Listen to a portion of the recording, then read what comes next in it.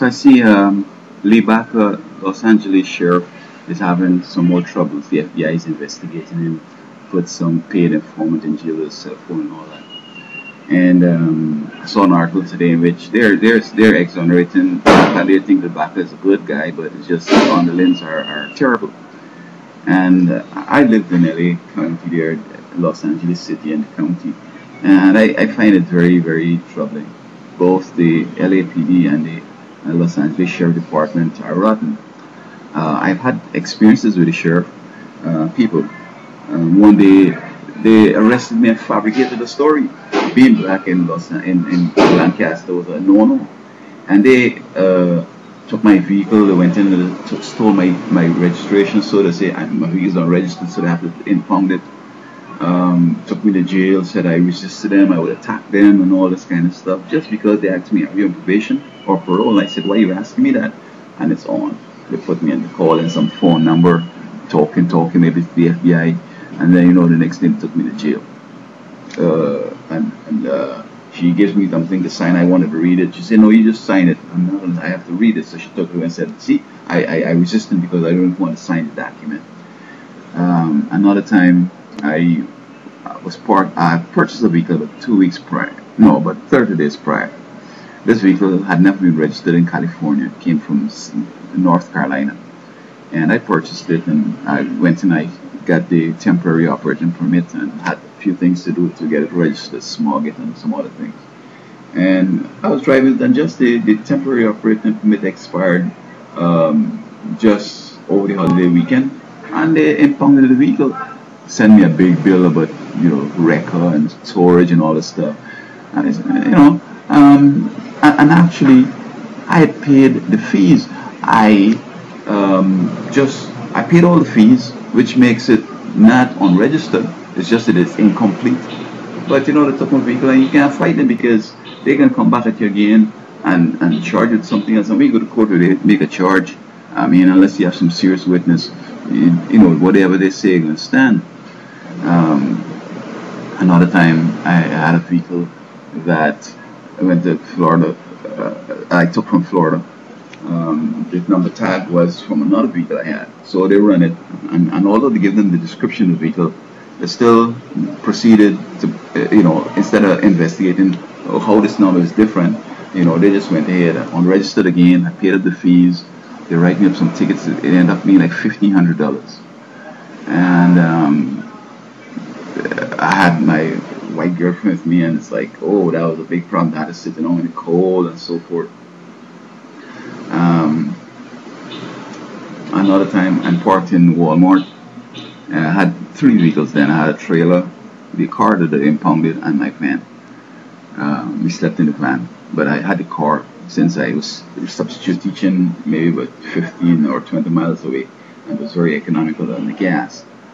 So Walmart called them and said to leave. Well, I went down by the other vehicle, and I was planning how I'm going to move things. So I wasn't in the van, I was in the car. So they came up and they drew the gun, and they're approaching the van. They were going to shoot me if I was in the van. So I said, what was it you want? He said, well, this and that. So I said, well, yeah, we getting ready to leave. So he said, oh, this is your vehicle too? I said, yeah. He said, why you have 3 vehicles? That was a problem, having 3 vehicles. I said, well, I teach, and I use this for that, and I use that to do lawn care and so forth. But having 3 vehicles was a problem. So eventually they impounded it and took it away. And I couldn't understand what was happening there. They write me so many tickets that I end up losing my license. I had like $2,000 worth of tickets. Every time they see you, they write me up on something. So I get a message. I had to move out. I moved to another county, and especially the resistant case, I had appealed it. I pled guilty because he said, look, I could make it an infraction, municipal infraction. You pay a fine and you just go. Time spent, in jail and so forth. And but I mean, I had no attorney, and it was a quick thing. So I said, no, I want to reopen this case. I want to change my plea and so forth. And I was appealing it, and my papers never got there. I was sent to the court, registered, returned, thing, and they'll change the zip code so it went somewhere else. Eventually, it ended up, tossed out my appeal, so I never got an appeal done. And I got to suspect is, at first glance, it got to be the sheriff department that was taking my mail out and creating problems. So they're operating in some illegal things. Oh, finally, what I heard about Vaca is that he goes to new cities or unincorporated cities and say, look, if you hire me and my boys, you don't have to pay us, right? We're going to pay you some money at the end of the year. So that sounds good. So I said, okay, let's give it a try. So you got his guys in there running around, taking people to jail, writing you tickets, lying, say you went through light, you didn't stop, giving him harassment. They're trying to make the money. So he's going to make, to cover his costs, he's going to make some extra, he might give the city $2 million. And he keeps the rest. So they say, sure, man, it's working out, bro. We ain't got to pay you nothing. We're getting some money. So they're going to make him now the official people to run around and the place. And they not understand this man is violating people's rights. They write you, up for nothing. They got to make that money. And now that fortunes are changing, because you see, back in them, they wanted to keep their jails filled. And to fill the jail to the extent, in the slightest thing, they want to put you in jail. And then they come up with a parole program. So in other words, they were selling that bed, must see, about 10 times in a year to whoever pays the money. So okay, we got this guy, we give him a year. So within a week or so, they let him go. And they put the next one in that bed. We giving this guy a year. So they get rid of him, and they put the next one, we giving this guy a year. So they kept that thing so that one bed could be rented maybe like 10 or 11 times for the year. And they get in the full year payment. And they're just paroling them or sending them on probation or whatever, quick. So, and then the deal is that the sheriff tries to feed you the cheapest. So if whoever's the feds or whoever paying him, say that they're paying $100 for man a day. He's going to try to give you two slices of bread, a little piece of ham, a little, like a Happy Meal, this little box of juice and stuff like that. And I guess because you're not running around, you don't feel as hungry as much.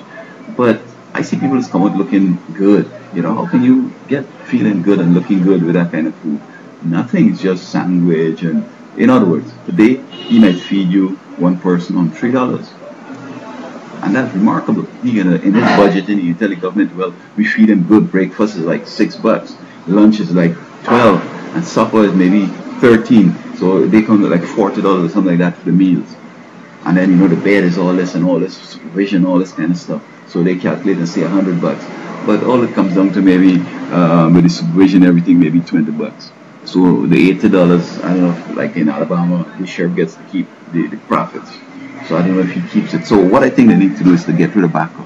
If they want to improve the civil rights and the human rights of the people in prison in Los Angeles County, and violating people writing in bogus tickets, they got to get rid of him.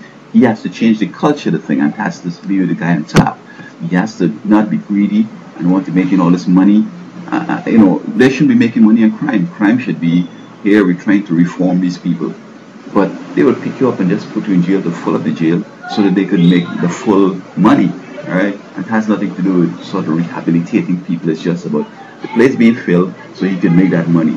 So he's going to come and say, hey, probation and parole, go in your pocket, you find some cunt might take you to jail. Or you're black and up there, you can just take you to jail and say you're resisting them, because the court always believes that black people have anger management problems. So when they say that you are shouting them, you're raising your voice, you're attacking them, that sounds good for the judge, the prosecutor. Oh yeah, he's black. That's true. That's the kind of thing they do. So I am for one thing that Vaca should go.